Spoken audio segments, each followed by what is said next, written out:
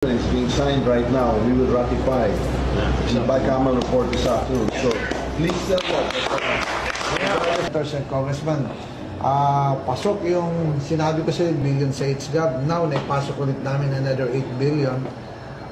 That's 16 billion. So, panoorin muna natin ito ng videos mga congressman. Okay, again. With our chair for APRO and our APRO bicameral members. Hi, Chief Romy. Please kindly convey to the entire AFP, to our men and women in uniform, that as we committed, that the subsistence daily allowance from 150 to 350 has not only been affirmed but has been approved and is being signed right now. We will ratify the bicameral report this afternoon. So please tell that whatever they heard, that's all fake news. Basta nagsalita tayo when we speak. I as a speaker in the House, when we speak, we mean it and we will always deliver. You are top priority, sir. Please tell the men and women in the AFP, top priority po kayo. And we are fully committed to support all of you and to keep your morale high and to always take care of you. Please convey that. Mabuhay ang AFP. Mabuhay kayo lahat.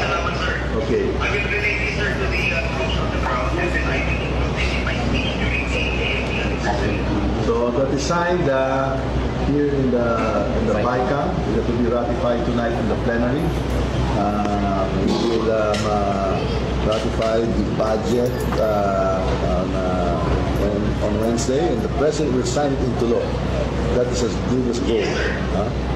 So I just wanted to allay any fears that there was anything other than what we have committed in some ballots to you and to the troops. Mabuhay.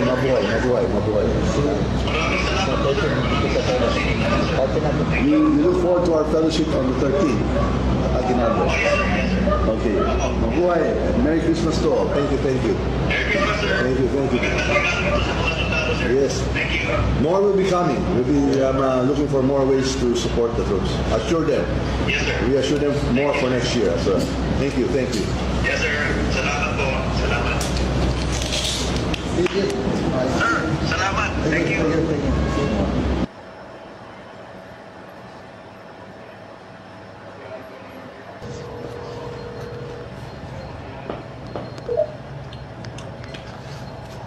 hi. Hi. How are you? Magandang hapon. Okay naman po siya. Thank you. Thank you, sir. Yeah. Yes. We have good news. Kinuto ko sa iyo kanina, we just finished signing the bicameral conference with the senators and congressmen. Pasok yung sinabi ko sa iyo when we meet last week sa Misibis. Opo, sir.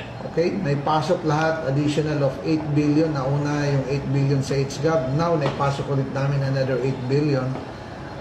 That's 16 billion. So, total yung buong 350 pesos na...